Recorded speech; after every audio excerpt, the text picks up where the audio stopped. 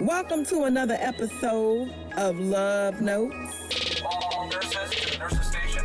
This is Taquita Love, a nurse and a comedian. You think you could bring your brother the clear machine home? You know, the reviver. And I'm talking to my funny friends about medical mishaps. Clear! You are listening to Love Notes.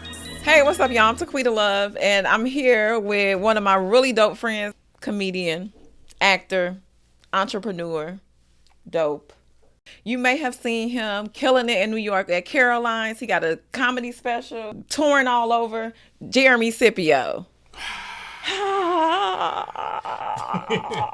This is nice though. It's professional. Like, I was telling him your podcast got a waiting room. You already killing. Most podcasts, they be like, actually, last podcast I had to give nigga a ride to the place.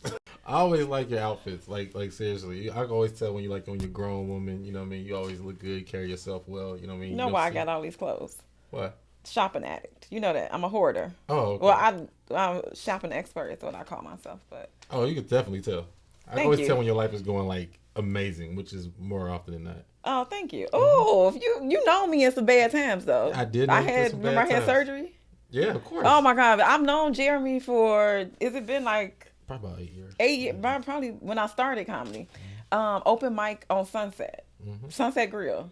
All of it. Remember, yeah. That's where we used to see each other all the time. Every Sunday, I'd be like, "Were we the only black people at the open mic?" I think so. Well, I remember the first. What's the first? I think I seen you. I was at the Comedy Store. I don't know if the first time I seen you. When I did this nigga here though. This joke. nigga here. I did potluck at the Comedy Store. The first time that they put me up, and Teddy Ray was there, and I did a joke. My first joke. And the runner was, was talking about dating outside of my race, but then the guy was still black or whatever. So I would say all this stuff that he did that was like black people stuff. Like he had his socks on, but he was naked. And I was like, this nigga here. And like every time I said this nigga here, everybody in the comedy store was ah. And it was like, that was I killed it in my, in that stage of my comedy. But I really was like, that's not me no more. I don't know. You don't talk like that no more? Oh, okay. No, you know what I mean. But like, I feel like my jokes evolved. It was just like, I was like, it was like, dun. I think the whole joke was this nigga here. Like it could have been a song. This nigga here, this nigga here, this nigga here, this nigga here. Is it too late? I think that should be. Can we get that going? This nigga here song. This is Hot Girl Summer. I think this Hot Girl Summer over. Oh, it is. Oh. Yeah. Yeah, I think it's over. Maybe because I'm not a hot girl, I didn't know the time. I'm not a hot girl either, but I do know it's over. Okay. It's over for me if it's still out there. I don't know what's been going on with you. Don't laugh at me. It's fine. You laughing? No, I just I'm know. Thinking. No, it's fine. I just know this conversation's gonna get personal because we're like personal friends. So. Well, that's what it's supposed to do. I mean, it is. I remember. Let me see. Because you're like. So what happened? No, I want to ask about your hair. But not in a bad way. Just like I see you got a new look, but I know you just got back from New York, and so you just be killing it. And ever since I met you, you always been like, this is the personal part, the independent. Like I'm on my own, and like I ain't let no comedian ride with me because I don't babysit comedians. Yeah, I mean, I don't know. It's kind of funny. I'm a little older now, so whenever I hear about things I've said in my past or whatever, I kind of like, I'm a little more humble, But yeah, still, I ain't babysitting no comic stuff like that. But no, I'm kidding. But no, I didn't know what that meant until somebody asked me for a ride home, and I gave them a ride home, and then it was like not close to where I was going, and they was like, yeah, I'm right back. I'm right in that area, and I didn't get the address or nothing, and I'm driving. Then like they take away from what you got to do. Yeah, I ain't gonna lie. That's people to be like, where you live? Take another right. Yeah, and then you be an hour away from where you really live. But no, I guess the mature way to respond to that is, it's kind of the way I was raised. My mom, I was I was raised just me and my mom, whatever. And my mama, she the type to push you out the nest. You know what I mean? Like, you go get it on your own. You know what I mean? Like, I'm not going to... I mean, she'd tell you a little bit, but she wasn't the type to hold your hand or baby. I'm not a mama's boy because this is not how she pushed me out there. And that's the type of love that... I don't know. That's how I communicate love. Okay. It may seem harsh, whatever, but it's like...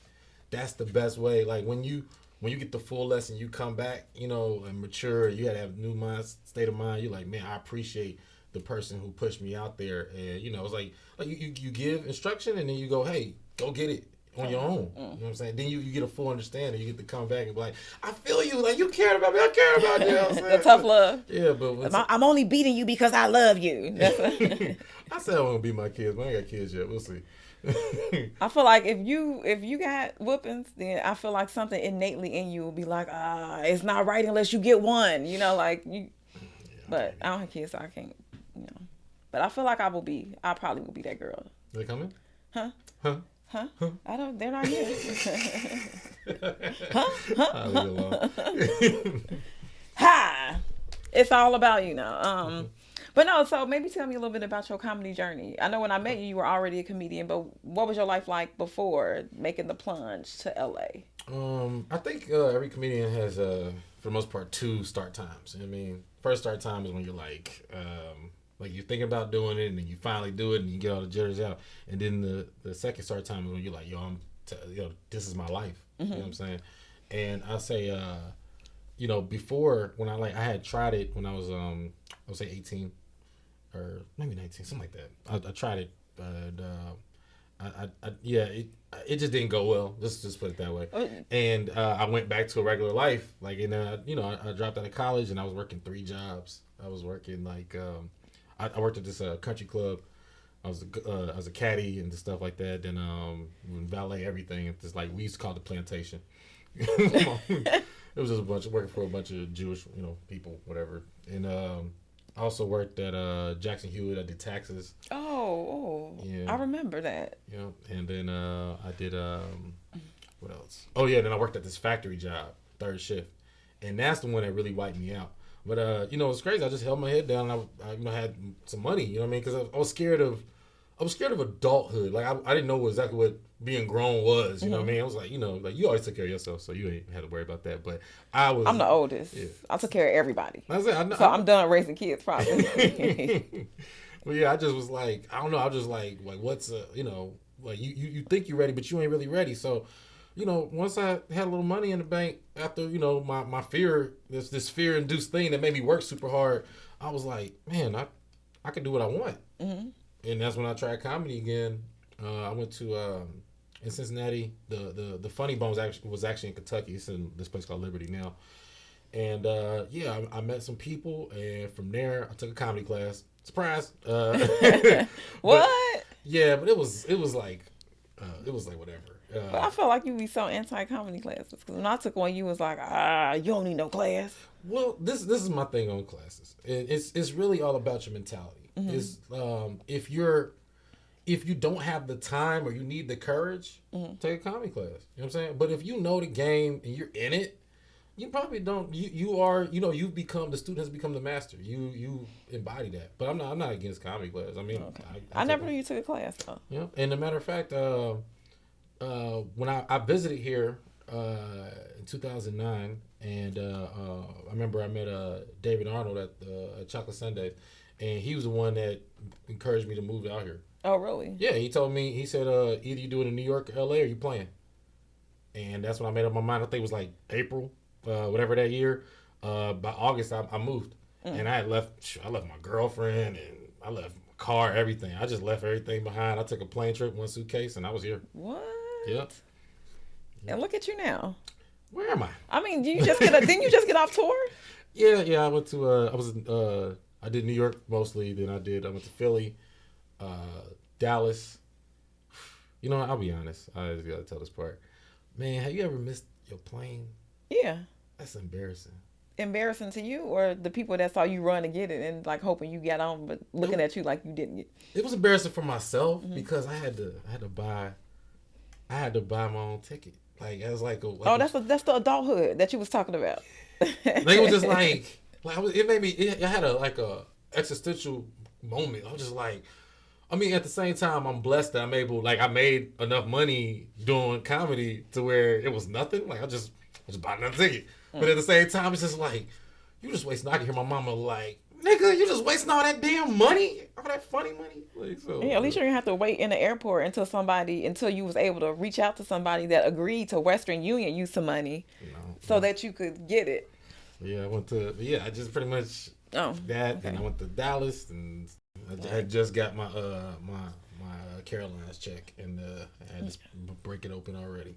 So, but you got a Caroline's check. How was that? Yeah, that was my first time headlining Caroline's. I've been when you people always ask like how you get into comedy clubs and stuff like that, and the truth is I'm in a couple comedy clubs, several comedy clubs, and I don't really have the answer. I just know I started comedy around 2010, but I started going to New York around 2011, I think.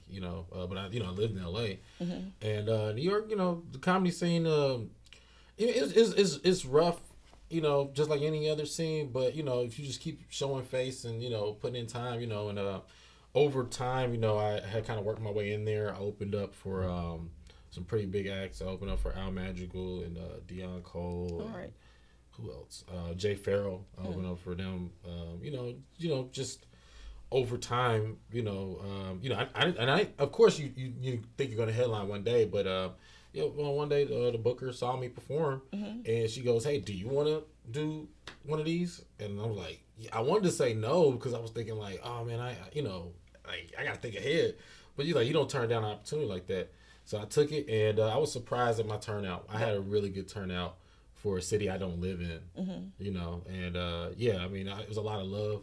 A lot of the comics showed me love. A lot of the people, just New Yorkers, and it was great. That's huge. I think I saw Megan Salsa. Yeah. I saw on her Instagram that she was out. Did she come to your show? No, she came the day after my show. Okay. Yeah. That's dope though. Congratulations. Thank you. Oh, look at you. Oh, look at Jeremy that never used to want to offer people rides. I'm going to just headline. I'm on tour. And I remember when I'm from Chicago, you plugged me with Ronnie Ray, I believe. Yeah. Yeah. And then when I went out there, he gave me, spots on his shows. Chicago's one of my favorite cities to do comedy in. Like, I think that's like the quintessential place to start comedy. Like, all you Chicago comics are good. Like, I haven't met a terrible Chicago comic yet. I think that Oh wow. I met some people from Chicago that's not good. But the people that you do know from Chicago represent. Mm-hmm. They represent 100%. Yeah, I just think it's a good comedy mecca. The clubs. I mean, every club. It's one of my favorite cities to go to. Like whenever I go. I don't like using the term tour, but whenever I go around on tour, you tour is going to place and performing, and you're right. I mean, that's tour. Right? I'm going on tour soon. Oh really? Yeah, I am. Oh cool. I'm going to Atlanta. I'm going to Miami, Atlanta, Chicago, and Montana. Okay. Hopefully some of our dates match up. Yeah. Well, we could see what's up with that. I remember one time I was in Chicago and you were there for shows, maybe, and it was when my father was in the father. Yeah. And I don't know what happened. Me and my stepmama got into it. We were supposed to meet up, and you had me waiting at Subway, and you like hold on. At first I was like on my way, and he was like, hold on, wait, and I'm like, I'm in Subway just waiting, and then you was he was arguing with my stepmom. I got into a argument with my stepmama when my dad was in the hospital. So my dad was in the hospital. Like all this family shit happened. It was just like family turmoil. Yeah. I think it was around Thanksgiving. Yeah, Thanksgiving. Thanksgiving, Christmas. I think there was something happened where my stepmama didn't want us to see my dad, or she didn't want my mom to be with us, or something. It was one of those. You was trying to fight her, wasn't you?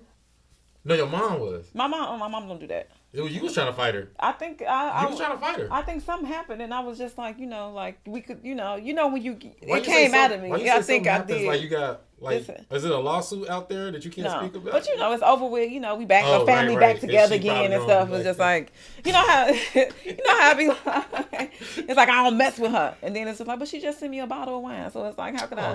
No, but I was pissed. I was like, I don't know, get your wife, get her. How people, we did all that, and then Yeah, that was a good time. Like I said, but I'm sorry. I know I said I was sorry, but it was like we were friends. It's not a big deal. Security almost escorted us out. They didn't want to because they wanted to see the fight. They was just like, we got to act like we want to dumb it down, but we really want some action in this hospital. How your family doing anyway? Everybody doing good. My dad actually just moved to Vegas. Oh, okay. My mom will be out here soon. Okay.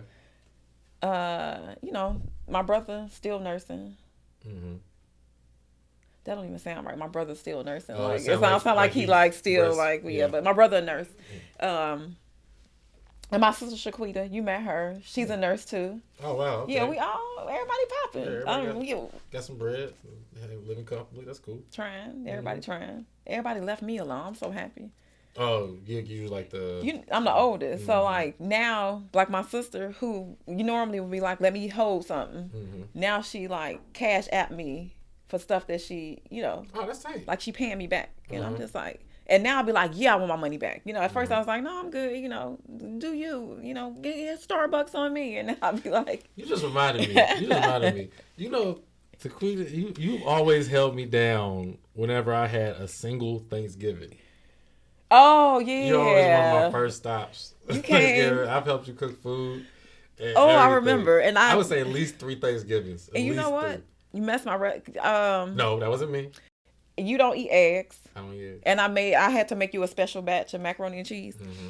You always took care of me. No, yeah, that's what friends do. You know, I that's how it happened.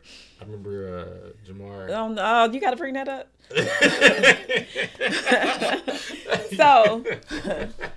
So this is, you know, like since I was in LA and I cooked. You know, I cooked. What did I cook? Thanksgiving, all Thanksgiving shit. You know, but. Oh, turkey stuffing. Yeah, I'm trying to think of what was the greens. special thing that I was so excited about dressing. Bread dressing. I was because it was like my 2nd or 3rd year making my mama dressing, and it wasn't all the way there, but it was closer. And my brother was real happy. He was like, "Yeah, you almost there." But yeah, you came over, and I think other comedians I was cool with came through and got a plate. But you brought Jamar Neighbors with you, and he pulled. That's why you ain't been. That's why you have not been invited to another Thanksgiving after that. That's not true. That's not true. The guest you brought, he pulled the turkey leg off the turkey before we even cut the turkey. See, the thing is, he's not used to. I feel like there's a. I don't know. There's a thing. Maybe it's just our thing. I don't know. But we tried the food before. So you're like, oh yeah, you can try it stuff. You know what I mean? Yeah, but I mean, you pull from the turkey, you pull from like the middle, right? or But the you under pull piece. under. So, you under. go under all the stuff. Yeah, he ruined the aesthetic by grabbing the whole leg and just acting like this is regular. Yeah. Yeah. My brother was like, who has a missing turkey leg? it was cool though. It was fun though. It was a lot of fun. I felt like I didn't really know that a lot of people. I didn't have many friends, so it was just like, y'all came through. You were my homegirl. You held me down, like I said, and I've been there through multiple relationships of yours. So, Oh yeah, you so have. I know 1 to how it is. 10. I remember all that. 1 to 10. We're not gonna get on that. Okay. Oh what? No. No, go ahead. No, you could say it. Do you still do you do any jokes about? I remember I started, but I ain't finished it. But I probably will. Okay. Yeah. 1 to 10. That's fine. When we did that show together, that was like most of the It was all. What was that? The couples therapy. Yeah. I Uh-huh. ain't gonna lie. When I envisioned us doing the show together, that's all I was thinking about. I was like, 1 to 10. He's like, how can I talk about all of her bad relationships? How can I bring up all the niggas she done been with? Not all. I didn't even put you out there like that. And then I was like, my boyfriend's here, so can you please not be telling all my business? And you was like, my girlfriend here, don't tell my business. And we got on stage and we told each other's business. That was so funny. Oh my goodness, yeah. Yeah, you know all my business. Not all of it, but enough. Yeah. But this show is about you. So, how's everything going in your life? Everything's good in my life besides this midlife crisis thing on my head. Oh, yeah, okay. I was wondering what, No. I ain't. No, it's just it's about working. Sometimes you want to be in a different headspace to work. So you dyed your hair. It's opposite of my personality. No, you're right. It's just opposite of who I am. So I'm just trying to try something different. I like it. Thank you. I see you doing your thing. I'm so proud of you. Aw. Oh, look at Jerry. I'm grown now. Grown. All right. These mics are so nice that I can hear smacking. Oh, that's you. Like a little mouth. Oh, you're being so goofy right now. I was like, like a fish. Keisha was on here. She was so funny. She was talking about I thought about her because I think I met her through you, maybe. Yeah. Yeah. She's so cute. She was like that. She She said when she talked about the cancer stuff, Mm-hmm. and she was like, I knew something was wrong because they had the waterfall on in the office when I went the second day. The first day they didn't have the waterfall. Oh, on. that's crazy. Yeah. What's that supposed to mean? That's silly. That's they could have break the news. Yeah. Turn the waterfall. That's We funny. gotta break the news to somebody. That's funny. What has been the highlight of your career so far as a comedian? Oh, highlights. Let's see. I don't know. It's always. I feel like there's always moments where you I feel like when you first start, people love to tell you like, oh, you ain't really, especially black people, like, oh, you ain't really that funny. You know what I'm saying? Oh, I can do that. And then you always go to a new point of no return where it's just like, well, a new threshold, a new whatever. My first really nice check is How like, much was it? oh dang, I want to know because first time I got paid like $2,000 for doing stand-up comedy for a weekend. It was like, wow, you know what I mean? When I opened for Russell Peters, I think that was one of the first times, and like, I didn't realize it till like it didn't hit me until after I already got back to LA, and I was just like, dang, I can't go back. Like I'm certain things don't affect you anymore. You know what I mean? Certain things like, like what is Jeremy doing out there? Like that, like cut it out. And then also too, I opened for Gary Owen because Gary Owen is from Cincinnati, Ohio too. And just going back, that was like a complete year from when I had started comedy when I left LA. So by the next Thanksgiving, I was inviting everybody out to the biggest comedy club in my hometown. And, just something about my family sitting there, and they like, especially like, hey, don't be doing all that cussing and stuff. It's like, yeah, sit in the front row. I cuss more than I normally do because I need you to feel that. You know what I'm saying? I want you to feel that I am uncontrollable. You know what I'm saying? There's like 700 people in the audience, and that was just a good feeling. First time I was on television for stand-up, at least. That was I don't know. That was actually unexpected. I wasn't expecting that. It was Stand Up and Deliver. Okay. Yeah. Remember it was they filmed at the Improv. And it was like, once again, it didn't hit me till later, till, as dumb as it is. I don't even like bragging about it because it sounds stupid. But, I was at Wendy's and someone was like, man, you was on TV. I'm like, nah, that's not me. No, for real. That one show with the Spanish lady, you do comedy. I was like, yeah, that's, so, little things like that. Oh, that's dope. That's crazy that we do all this work because a lot of people want to be noticed, and then when you notice, you be like, "No, that ain't me." Yeah, well, I don't know. I hate saying this as a comic because it sounds stupid, but I feel like I'm an introvert. You know what I mean? A lot of comedians are. Yeah, I mean, but it's like when you speak out to people, people, it just comes out kind of weird. But yeah, it's like it's really weird, but I don't do comedy to be famous in that way. I mean, of course I would love it. It's just I feel like it's just the best medium for my personality type. Like for how I think. Like what other way could I get paid to say the things I say or think the way I think? You know what I mean? And people reward you for it. Like, because most times people just say, shut up. I remember I was dating this one girl, she got mad at me. And she was like, you're not a comedian, you're a clown. You're just a clown. I was like, how am I a clown? But you the one with orange hair and makeup. And that stuck with her. Huh? Oh, blonde. It was orange, but it was like, whatever. It was it looked good on her. It just came out. You know what I'm saying? Like, I am a comedian. Yeah, but you can't do that. You can't do that anywhere else in your life and get rewarded. Yeah. And she told that joke to her mama, and they always bring that up to me. Like, I was so mad, but it was so funny. And just things like that. That's why I do it, and I'm happy, I'm comfortable. Good.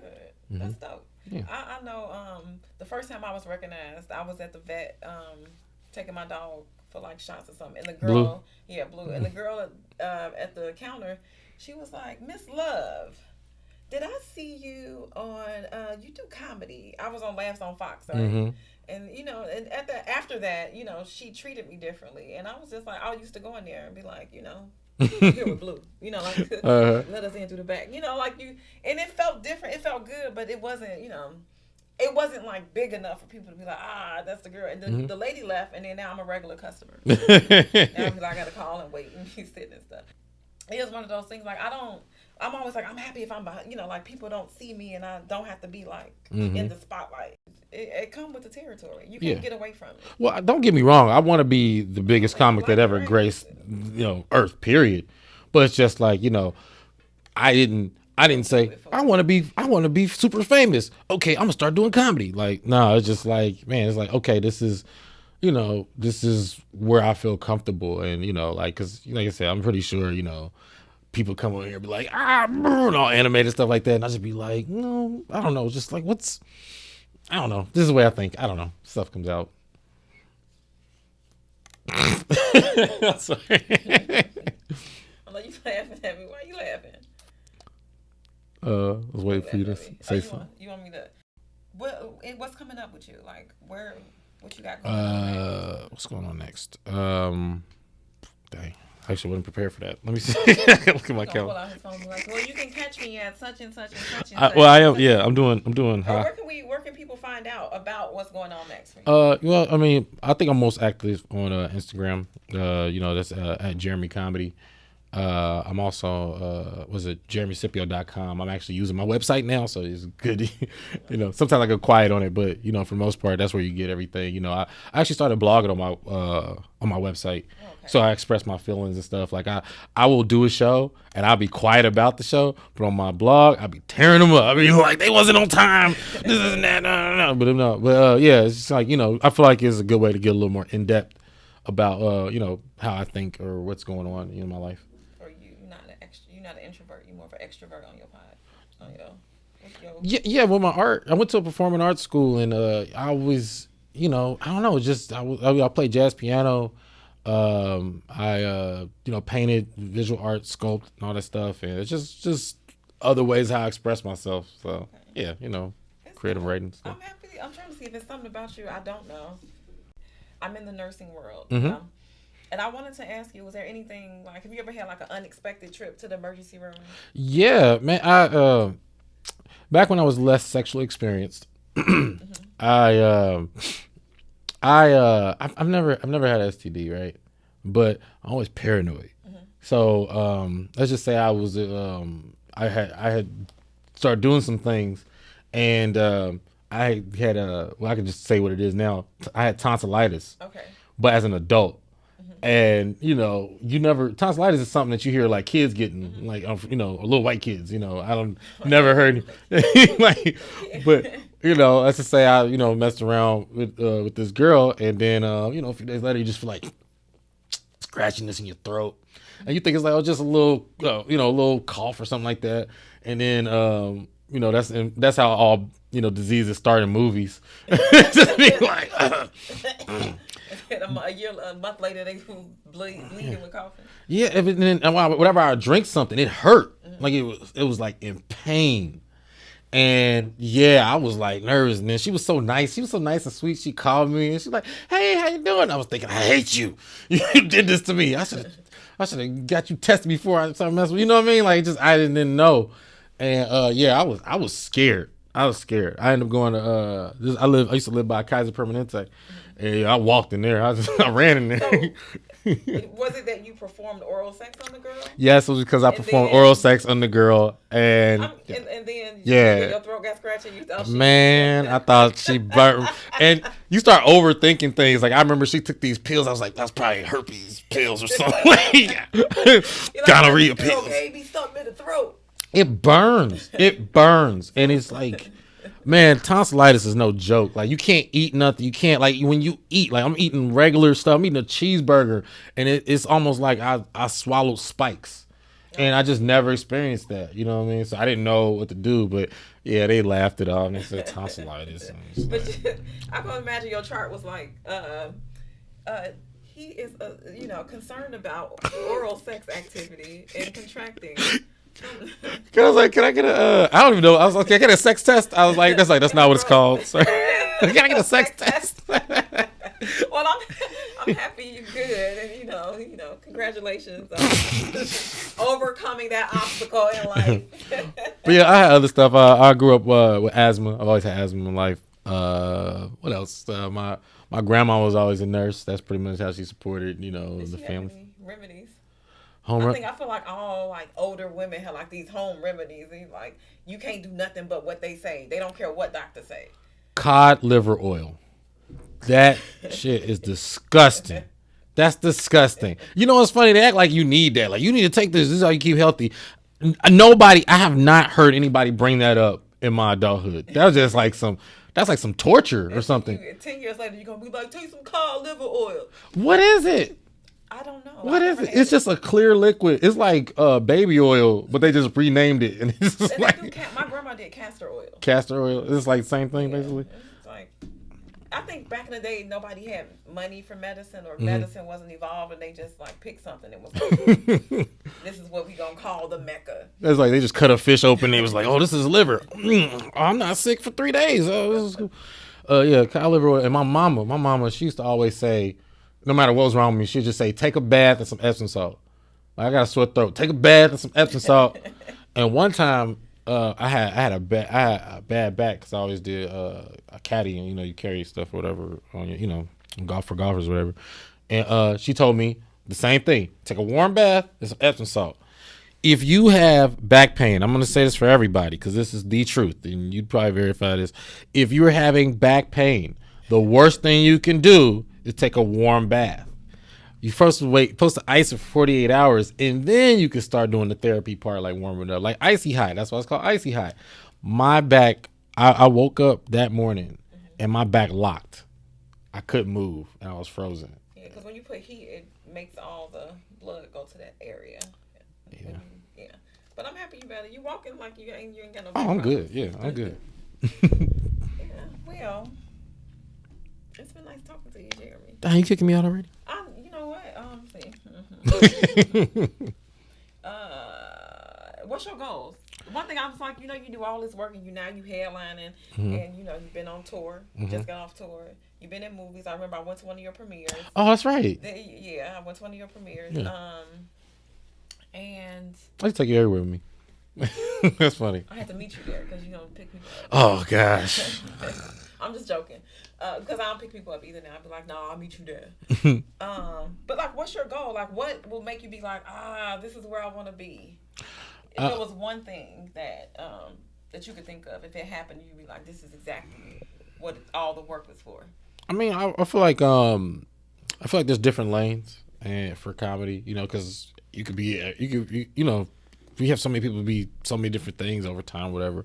But I think I'm in a line of a public speaker, like where I want to be great, and I just feel like when Chris Rock says something, they treat it like it's like official, like he's like presidential black. Like this is like there's Al Sharpton's words, and then there's Jesse Jackson's words, whatever. Like nobody care about that. When Chris Rock say something, when Dave Chappelle say something, that's the new status quo. So I'll feel complete when people take my words, because I think I got stuff that could help everybody, and I just like to spread that, and if there's any reason why I do comedy, it'll probably be that. Really is that I want to help people. I really want to help people. I want to help people on that level, and I want to be able to say, they're like, oh, you joking? Like, I'm serious. And then people say, oh, he's serious. Like, no, I'm just joking. You know what I mean? And you just never know. And people take it. Yeah. Take it to heart. But yeah, like that's what I want. I would like to put out high caliber specials, the best produced specials, and people love it, like the dopest concepts, and innovate on that level. Okay, all right. Well, I see you pioneering with your comedy career. I can't wait to see you where you want to be. And I believe in you. I believe you'll make it. And one more thing, and I'll let it go. Because one of your questions was what would change about the healthcare system. Oh yeah, the thing you would change about. Yeah, the medicine's overpriced. A lot of medicine's overpriced. Yeah, it's I think it's ridiculous. Profit. Yeah, from business. Right, because of the insurance companies. You know what I mean? Like none of this stuff has that value, but the hospitals have to charge. They have to come up with a price for the insurance companies, so they spend all this big money, and the insurance companies that's like the that's like the beast under America. You know what I mean? And I just be trying to get to more peaceful resolution. I mean, people want to live. You know what I mean? And Big Mama ain't got to die if you ain't trying to overcharge. We got to spend a life savings on this medicine that I don't know. I just think that they should come up with some more. I think the medical field should really try to get into holistic stuff and just kind of make it more mainstream. They do have holistic doctors. People, Mm-hmm. there's a type of doctor that's like straight holistic. But like, I think you have to seek it out. I think that should be, when you go in a hospital, that should be an option on the, they should be like, are you more holistic, or do you want, more whatever, chemicals, or both? Do you, the best treatment to get you the best results? I just think it's become such a factory, where it's like pump and push, get somebody in it. Yeah. When I first started as a nurse and I found out how much it costs for a Tylenol, and we use generics a lot. Mm-hmm. So Tylenol is acetaminophen. Mm-hmm. And so one little pack in a little white container is like hundreds of dollars. Mm. And I told all my family, I was like, if you ever go to the hospital, take your own bottle of Tylenol and tell them you will take your own medicine. Mm-hmm. Do you know you can do that? Well, I didn't know you can do that. Well, maybe, But I've seen people do it. It's just like, when people care about you, when people, I think you told me some stuff. You used to slip me some knowledge, like, yo, don't do that, Yeah. But they'll tell you like, yo, that's a naproxen, which is a leave. Go buy a leave. So go buy a leave, or whatever the case. Yeah, I feel like they try to. I don't say they try to get you, but it's business and it's marketing, and that's the way the world is. That's how people make money. But I don't think people should have to die because they can't afford to pay for, And the markup is so huge. Like if you're making like if you make twice the profit, okay, who am I to say? But they'll mark up something like that dude Martin Shkreli. He marked it up. I think it was like an AIDS pill. It was supposed to like $13, and he put it for $750. Yeah. And now he's in jail, and he should be in hell because that's evil. That's it. Well, you heard it here first. Jeremy Scipio said somebody should be in hell for making a profit. Now buy my comedy show tickets. $750 a pop. Well, when supply and demand. Mm-hmm. People with AIDS, they ain't got no medicine for it. Then there's a demand for it, mm-hmm. and ain't nobody else got it. Then you got to pay. I don't agree with that at all. But good business. You got anything else burning that you was like, you sent the email with questions and you didn't even ask me them questions? No, I appreciate it. I felt underprepared just because you had a waiting room. I'm telling you, that's like kill. Have you ever come do this? You got a waiting room, got Krispy Kreme. Keep the medical field. You got to sit there. She'll be out in a minute. yeah, I couldn't even get to you. I was like, can I talk okay, I'll just sit here. But no, thank you so much for coming. I appreciate you. Thanks for having me.